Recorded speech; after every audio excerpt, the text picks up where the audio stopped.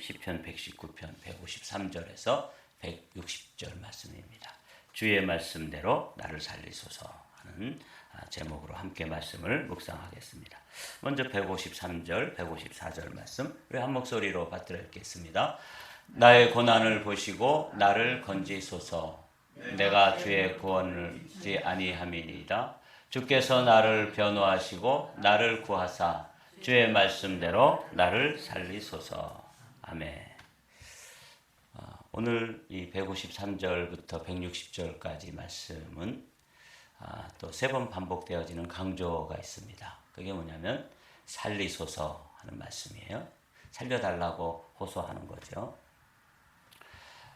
이 말씀은 이제 우리를 구원해 주십시오. 이렇게 이제 하나님께 기도하고 있는 이 다윗의 기도가 이 안에 들어있는데, 우리가 살려달라고 하는 이 기도, 구원해 주십시오. 여기 나를 구하사 이런 말씀 있잖아요. 나를 구원해 주십시오 하는 이 말씀은 원래 성경에서 우리가 구원을 받다 하는 말씀은 사실은 여러 가지 의미가 담겨 있습니다. 깊은 질병으로부터 치유받는 것, 이런 것도 그 사람에게 있어서는 구원을 받는 것이죠.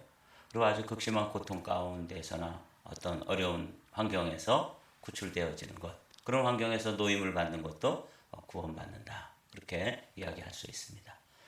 그러나 이제 궁극적으로 구원받는 것은 영원한 죄로부터 우리가 구원을 받는 것, 이게 이제 구원의 최종적인 의미가 되겠죠. 오늘 이 시편 119편 153절 이하의 말씀을 볼 것 같으면 우리가 어떤 근거로 어떤 차원에서 하나님께 구원을 요청하고 또 구원받을 수 있는지 이 시인이 들려주는 이 구원의 그 깊은 원리를 이 말씀을 통해서 우리가 깨닫게 됩니다. 그런 거 보면 우리가 이제 질병의 문제가 되었던, 우리가 인생을 살아가면서 문제를 해결받아야 될 고통의 문제가 되었던, 그리고 궁극적으로는 죄의 문제로부터 영원한 구원을 받는 문제가 되었던, 그렇게 구원을 우리가 호소하고 또 구원을 간구하고 또 하나님께서 우리를 구원해 주실 수 있는 그 근거를 이 시인은 우리에게 가르쳐 주고 있어요. 그래서 오늘 살리소서 하는 말씀이 세 번 반복되어지는데, 그 세 번 반복되는 그 말씀이 조금씩 달라요. 근데 그게 의미가 들어있기 때문에 그 세 가지를 살펴보면서 우리가 어떤 차원에서 또 어떤 근거로 하나님께 구원을 호소하고 또 구원받을 수 있는 확신을 가질 수 있는지 그것을 살펴보기로 원합니다. 여기서는 이제 나의 고난을 보시고 나를 건지소서 이렇게 되어 있는 거 보면, 여기서 나를 살려주십시오 하는 이 154절의 말씀은 죄로부터의 구원이라기보다는 자신이 처해 있는 어떤 고통스러운 상황, 자신의 힘으로는 어떻게 벗어날 수 없는 그런 고통스러운 환경으로부터 구해달라고 하는 기도인 것을 알 수가 있죠.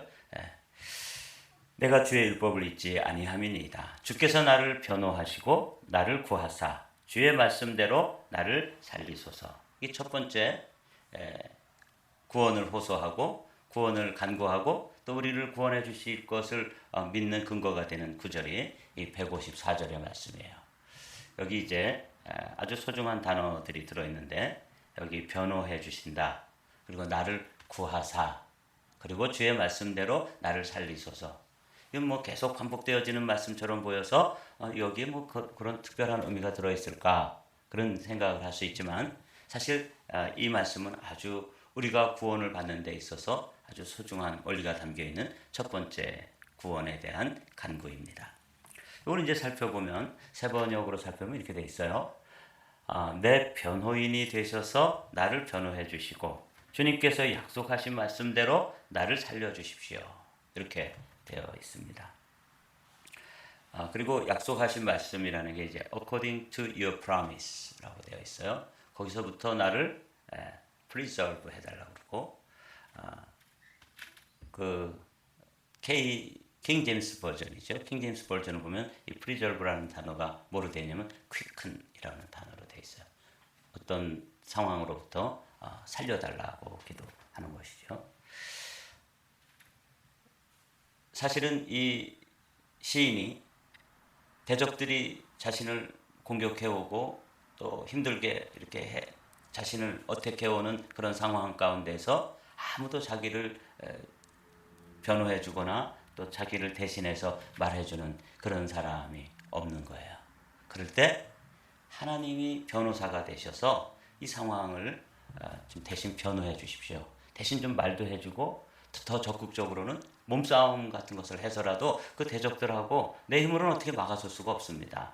주님이 변호사가 되어주시고 말뿐만 아니라 실제적으로 좀 액션을 취하셔서 저를 살려주십시오. 그런 의미가 이 154절에 들어있어요.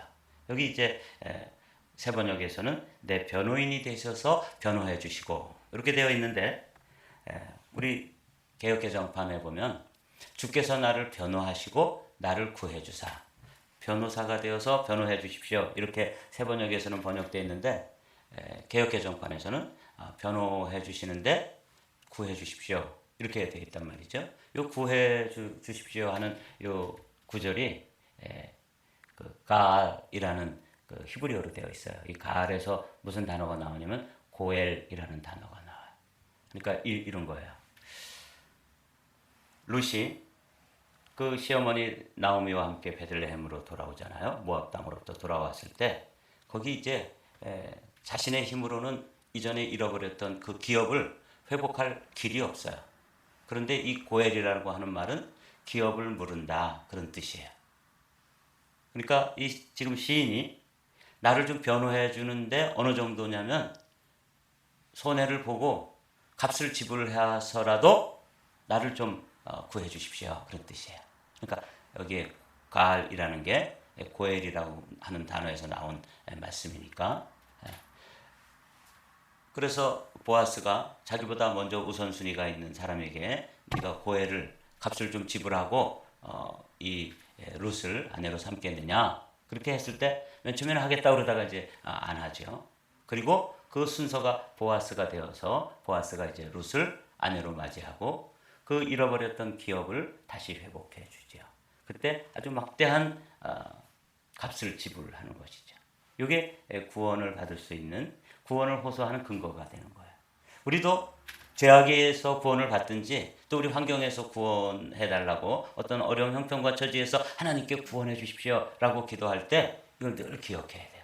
우리가 질병에서 구원을 받는, 질병을 치유해 주십시오 이렇게 기도하는 것도 그 근거가 뭐냐면 주님께서 채찍에 맞으심으로 값을 지불하신 거예요. 내가 당해야 될 고통, 내가 당해야 될 아픔을 주님께서 값을 치르셨기 때문에 어떻게 되는 거예요? 우리가 질병에 대해서 치유해달라고 기도할 수 있는 그 근거가 되는 것이죠. 이 주님 무슨 근거가 있어야 되잖아요. 그렇죠? 그래야지 주님께 치유해달라고 그럴 텐데, 여기 이 시인도 주께서 나를 변호사가 되어가지고 나를 구해주시는데, 요 구해주신다 하는 요 말씀의 의미가 어떤 근거가 들어있냐면 값을 치르고 몸싸움을 직접 하고 그리고 말로 변호해주고 이게 다 포함되어 있는 그런 단어가, 그런 말씀이 이 154절의 말씀이에요. 그래서 오늘 아침에 우리는 이 말씀을 보면서 하나님 앞에 우리가 살려주세요, 이런 상황에서 우리를 구원해 주소서, 이렇게 기도할 때 먼저 하나님께서 우리를 구해 주시기 위해서 값을 지불해 달라고 하는 거구나. 그 실제로 이제 예수님께서 당신의 몸을 값으로 주고 우리를 구원해 주시잖아요. 고엘이 되셔서 마치 보아스가 그 유력한 자라고 하는 이름에 들어있는, 그런 뜻이 들어있는 보아스가 룻을 값을 지불하고 아내로 삼고 그리고 그 기업을 다 물러주는 것처럼 우리를 예수 그리스도로 값을 주시고 예수 그리스도 자신이 값이 되어가지고 우리를 사주시는 거예요. 그리고 우리를 하나님의 신부로, 아내로 맞아주시는 것. 이게 이제 이 154절에 들어있어요. 그러니까 이 다윗이 살려주십시오 이렇게 기도할 때 그는 이미 우리를 구원해 주시는 하나님의 구원의 원리가 아주 막대한 값을 지불하시고 그리고 적극적으로 말로 변호해 주시고 그리고 또 어떻게 해주셔요? 몸싸움까지라도 해서 온 몸으로 그 대적들로부터 이 가련한 이 고난 중에 있고 지금 형편이 어려운 이 사람을 변호해주고 몸으로 막아서고 그리고 값을 지불하고 이렇게 해서 구원해 주시는 원리를 이 안에서 다 이야기하고 있는 것이죠. 그러니까 이 시인의 이 살려주소서, 살려주십시오. 이렇게 기도하는 기도가 맨 처음에는 그게 3번 반복되어서 이게 핵심 단어구나 하는 거는 알았는데 더 중요한 것은 이게 단순한 기도가 아니라 그 하나님께서 어떻게 우리를 구원해 주시는지 그 구원의 원리를 따라서 기도하고 있는 걸 보고 깜짝 놀라게 되었어요. 조금 더 살펴보도록 하죠. 구원이 악인들에게서 멀어짐은 그들이 주의 율례들을 구하지 아니함이니이다. 여기 이제 구원이라는 단어가 구체적으로 등장하고 왜 사람들이 구원을 받지 못하느냐? 하나님께서 말씀해 주시고 하나님께서 세워놓으신 구원의 원리 이게 뭐냐면 아까 말씀한 주의 말씀대로 나를 살려주십시오. 그게 약속이거든요. 하나님의 약속은 뭐냐면 누군가 값을 지불하고 적극적으로 변호해주고 온몸으로 막아서 보호해주고 그래서 예수님께서 실제로 자신의 몸을 찢으셔서 값을 지불하시고 그리고 지금도 그분이 우리의 변호사가 되어서 이 사람은 원래 죄인이 맞다. 정병준 목사는 아주 추악한 죄인이다. 그런데 내가 그를 위해서 대신 값을 지불했고 목숨을 내어줬기 때문에 이 사람은 그 사실을 믿는 믿음이 있으므로 무죄다. 이렇게 변호를 해주셔서 제가 하나님 앞에 의롭다 하심을 얻는 거예요. 여러분도 마찬가지고. 이 구원의 첫 번째 원리예요. 두 번째 원리를 이 156절에서 보여주는데 다 함께 읽어보실까요? 시작. 여호와여 주의 긍휼하심이 많으오니 주의 규례들에 따라 나를 살리소서. 또 나를 살리소서라는 말씀이 나오는데 아까는 주의 말씀을 따라 이게 미래의 약속의 말씀이라면 이 주의 규례들을 따라 나를 살리소서 하는 것은 어떤 것이면 과거에 또 있었던 그 판례 있잖아요.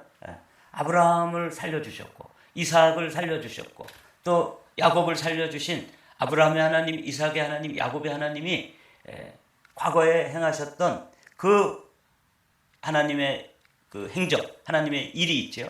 그게 규례인데 이게 판례예요.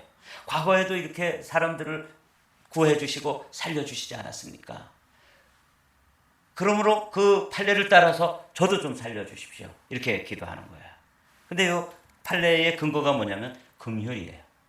긍휼이 많음으로 여호와여 주의 긍휼이 많음으로 주의 규례들에 따라 나를 살려주소서. 그러니까 우리가 구원을 호소하고 구원받을 수 있다고 믿고 또 하나님께 구원을 요청하는 그 근거는 뭐냐면 나에게 있지 않아요. 하나님께서 과거에 아브라함, 이삭, 야곱, 모세 이런 이들을 구해 주신 그 판례를 따라서 나도 살려주는데 그 판례의 근거가 뭐냐면 긍휼하심이에요. 이 긍휼이라는 말을 또 제가 이렇게 찾아봤더니 이게 어머니의 자궁이다 이런 뜻이 들어있어요. 그러니까 어머니의 자궁에 한 생명을 잉태하고 그 생명을 내치지 않고 그 생명 때문에 자신의 온 생명을 다 그 생명에게 다 공급해 주죠. 그래서 10달 동안을 그 생명을 잘 자랄 수 있도록 자신의 그 생명의 그 생명을 그대로 나눠주는 것. 이게 이제 긍휼이에요. 그 어머니의 태반에서 새 생명이 자라나는데 필요한 모든 것들을 공급해 주시는 거죠.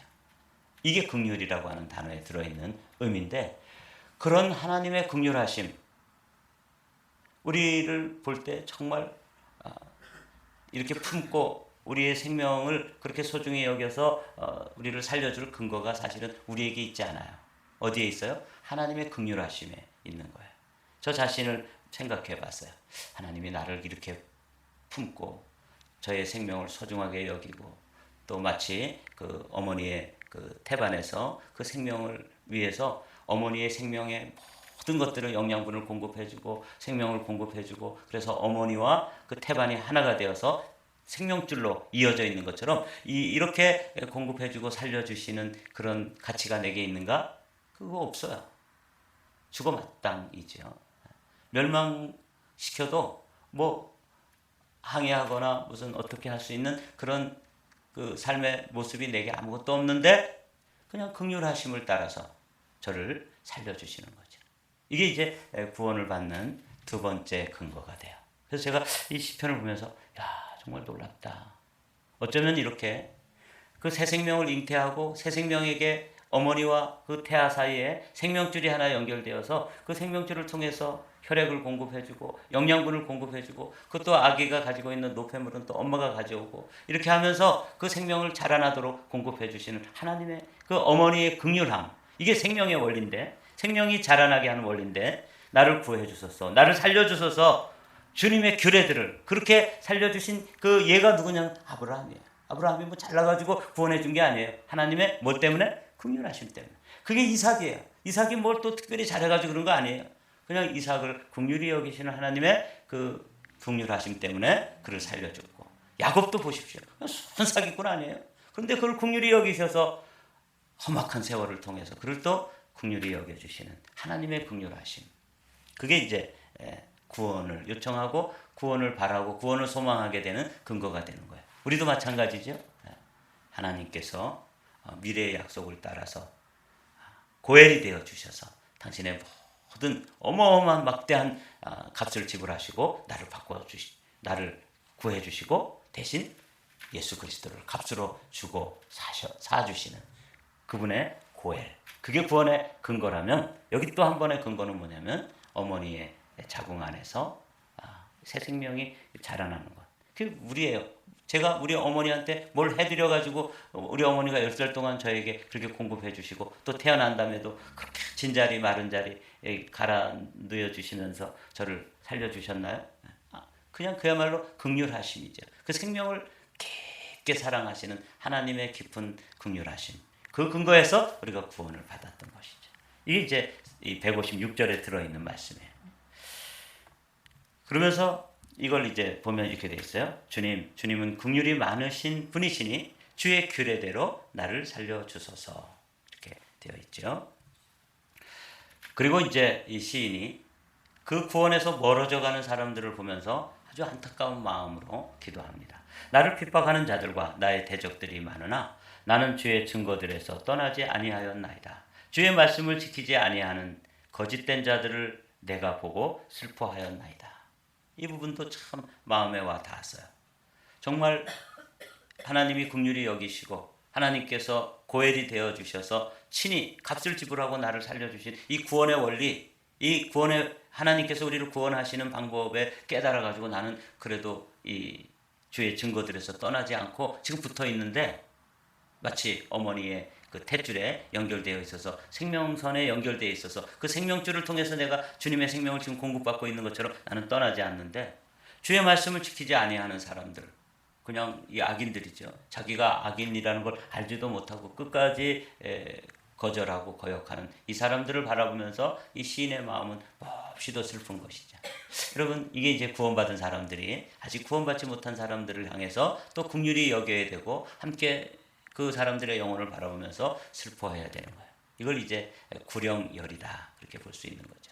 이 목자들의 마음이에요. 제 안에 이런 마음이 있어야 되는 거죠. 여러분, 저를 위해서 기도해 주십시오. 내가 보고 슬퍼하였나이다. 근데 뭐 슬퍼하지도 않고 저런 거는 그냥 멸망받아 마땅해. 이런 내 안에 그런 분노와 또 아주 딱딱해진 마음만 있다면 저는 목자로서 아주 그 거리가 먼 사람인 거죠. 이 158절의 말씀, 여러분들도 마찬가지입니다. 우리가 어떻게 구원받았냐? 하나님의 그 값을 주고 나를 구출해 주신 것이고 변호해 주시는 것이고, 지금도 주님의 긍휼하심을 통해서 그 생명을 공급받은 것뿐인데, 그렇게 은혜로 구원받고 주님의 긍휼하심을 따라 구원받은 사람이 다른 사람, 아직도 그 믿음에 도달하지 못한 사람들을 바라볼 때 너무 냉혹하고 또 아주 정죄하고 판단하는 그런 마음으로 그런 사람들을 바라보고 있다면, 오늘 우리는 이 시인의 마음을 좀 본받아야 되는 것이죠. 거짓된 자들을 내가 보고 슬퍼하였나이다. 그런 슬픔이 제게도 여러분에게도 하나님의 마음이 부어지게 되기를 주님의 이름으로 축복합니다. 그리고 이제 이 시인은 또 159절에서 다시 한번 나를 살리소서, 세 번째 살려달라고 기도하고 있어요. 우리 159절 한번 읽어보실까요? 시작. 내가 주의 법도들을 사랑함으로 보옵소서. 여호와여, 주의 인자하심을 따라 나를 살리소서. 주의 말씀을 따라, 주의 규례를 따라, 세 번째로는 주의 인자하심을 따라. 인자하심이라는 건 아시죠? 다함이 없는 사랑, 헤세드라고 그랬어요. 그래서 이 헤세드를 통해 가지고 그러니까 하나님의 크신 사랑을 따라서 나를 구해 주십시오. 그렇게 기도하고 있는 것이죠. 세 번역으로 보면 주님의 법도를 따르기를 내가 얼마나 좋아하였는지를 살펴보아 주십시오. 주님의 인자하심을 따라 나를 살려 주십시오. 이제 이 인자하심을 영어로나 우리나라 말로 표현하기는 사실은 한계가 있기 때문에 그냥 영어로도 according to your love라고 돼 있어요. 이걸 이제 그릭 헬라어로 번역하면 아가페라는 단어로 번역될 텐데 이거는 그냥 우리가 말하는 사랑 정도가 아니에요. 그래서 이 헤세드의 사랑에는 항상 수식어가 붙는다 그랬죠. everlasting love, endless love 이렇게 돼야 돼요. 그러니까 무궁한 사랑이죠. 이거는 우리는 이게 부부간에도 사랑하고 부모 자식 간에도 사랑하지만 사랑이 늘 한계가 있는 사랑으로 사랑해요. 제가 어제 저녁에도 우리 현일이한테 이렇게 얘기했어요.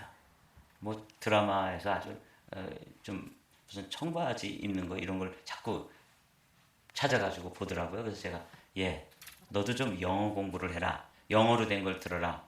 그랬더니 이제 삐져가지고 저를 두고 엄마하고 같이 집으로 가버렸어요. 그래서 저는 그냥 남았어요. 혼자. 남길 다행이에요. 왜냐하면 조정희 권사님이 또 밤에 10시쯤 또 오신 거예요. 그래서 만약에 제가 여기 없었으면 또 그냥 시내 그 양로보건센터를 가서 두드리려고 그러셨대. 그 양로보건센터가 밤 10시에 누가 열어줘요. 그래서 마침 또 제가 여기 혼자서 떨어져 있었는데 조 권사님이 오셔서 같이 이제 문도 열어드리고 그렇게 될 수 있었고 이렇게 돼서 참 다행이다 그런 생각을 했지만 부모 자녀 간에도 내가 좋은 말로 했는데도 그게 잔소리로 들려가지고 자기가 보고 싶은 거 못 보게 하니까 삐져가지고 간단 말이죠. 이게 우리 사랑이에요. 그런데 여기 헤세드 주님의 인자하심을 따라 나를 살려주십시오. 그럴 때 이거는 탐이 없는 무궁한 영원한 사랑으로 사랑하시되 끝까지 사랑하시니라 하는 이 요한복음 13장에 나오는 예수님께서 제자들을 사랑하셨던 이 사랑, 거기에는 유다도 들어있고 거기에는 베드로도 들어있어요. 그 사람들의 조건과 상관없이 끝까지 사랑하시는 그 사랑으로 사랑해 주시기를 구하면서 살려달라고 기도하는 것이죠. 여러분, 그런 과정을 통해서 우리가 어떻게 된 거예요? 구원받았던 것입니다. 저는 이 시편 119편을 정말 사랑하기로 했어요. 제가 이렇게 길어가지고 읽으면서 어쩌면 이렇게 지루하게 길게 176절이나 되는 이 성경을 기록해놔가지고 한 절만 읽을래도 20분이 넘게 걸리거든요. 그래서 아주 제가 이 시편 119편은 미워했어요. 그런데 8절씩 이렇게 나누어서 읽으면서 그 깊이, 그 영적인 의미의 깊이는 이루 말할 수 없고 오늘 시편 119편의 요 153절부터 160절까지 이 말씀은 구원의 원리를 그대로 이 시인이 깨달아가지고 살려주십시오 하는 말을 3번 반복하는데 그 반복의 근거가 다 다른 거예요. 하나는 하나님의 그 미래적인 약속, 말씀을 따라서 그 과거의 또 판례를 따라서 규례대로 그리고 현재 지금 나를 사랑하는 그 다함이 없는 현재적 사랑으로 나를 구해 주십시오. 그러니까 미래의 약속, 과거의 판례 그리고 현재의 사랑으로 나를 구해 주십시오. 과거, 현재, 미래의 그 놀라운 하나님의 사랑을 의지해서 그 은혜를 의지해서 내가 구원받고 있구나 하는 걸 깨달으면서 이 말씀의 깊이 때문에 새롭게 감탄합니다. 사랑하는 성도 여러분, 오늘도 우리가 하나님 앞에 기도할 수 있는 근거 살려주십시오. 응답해 주십시오 하는 것은 이 3가지예요. 하나님께서 말씀을 따라 그리고 규례를 따라 주님의 인자하심을 따라 나를 살려주십시오.